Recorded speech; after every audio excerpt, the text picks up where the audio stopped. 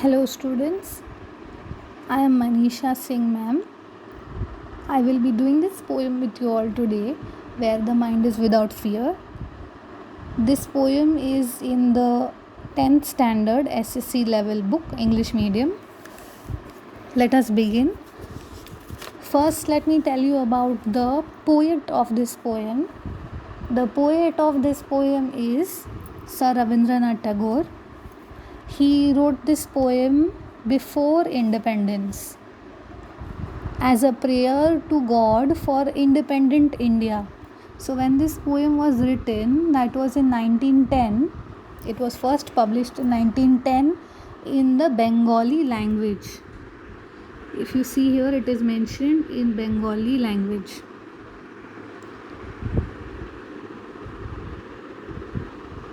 And in 1912 it was published in English language. He himself translated it into English. This poem is from his Nobel Prize winning anthology, Gitanjali. Anthology means collection of poems. His collection of poems was called the Gitanjali, and this was named as number 38 in his Gitanjali.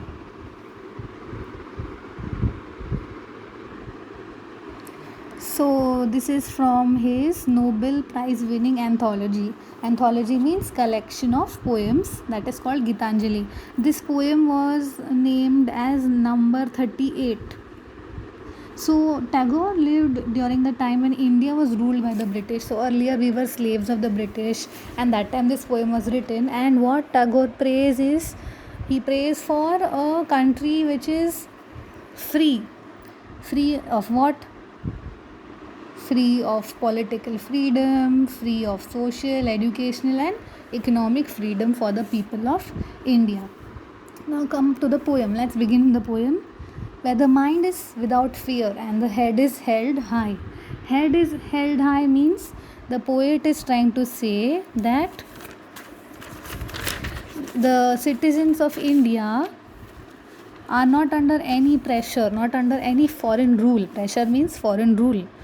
Indians are confident, proud and full of dignity. Dignity means respect. They live with respect. The head is held high.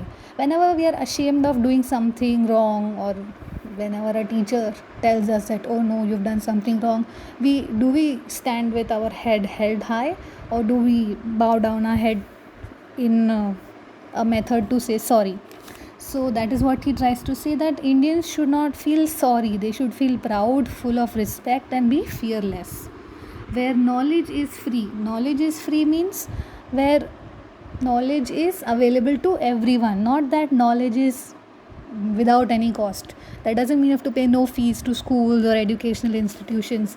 It is available to everyone. It is easily accessible without any differentiation of caste, class, creed or gender. By narrow, where the world has not been broken up into fragments. Fragments means pieces. So where the world has not been broken up into pieces. Now how does this happen?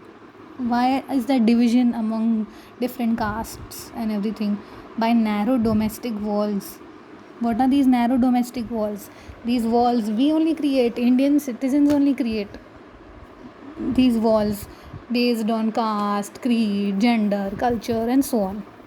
So he doesn't want his India to be broken into fragments. Fragments means pieces.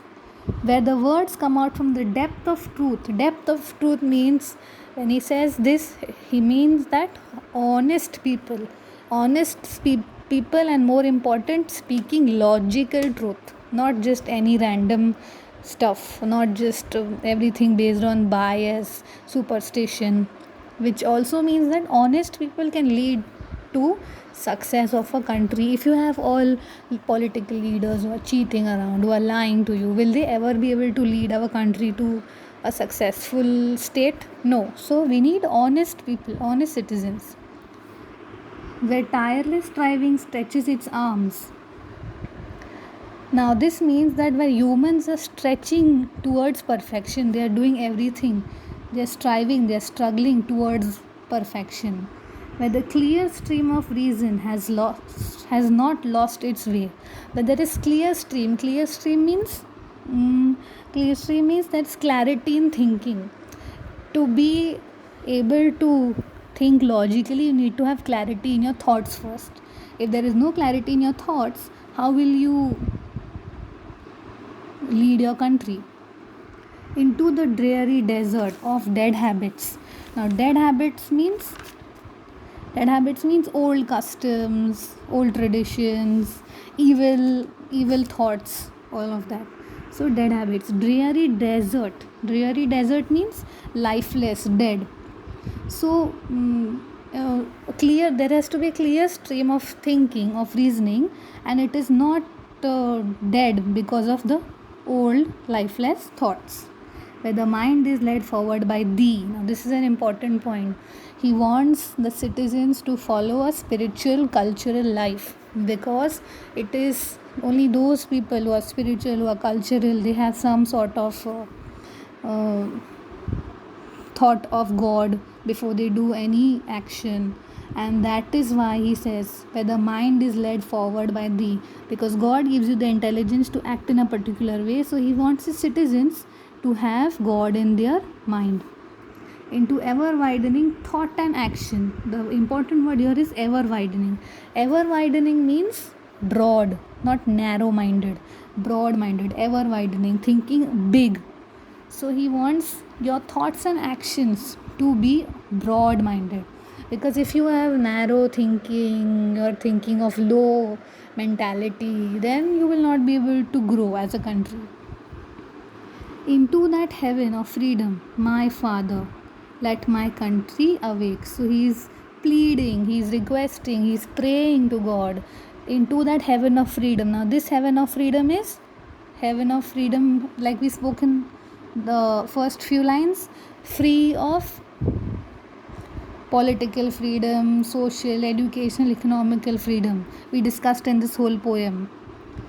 He says, let my independent India be in such a state.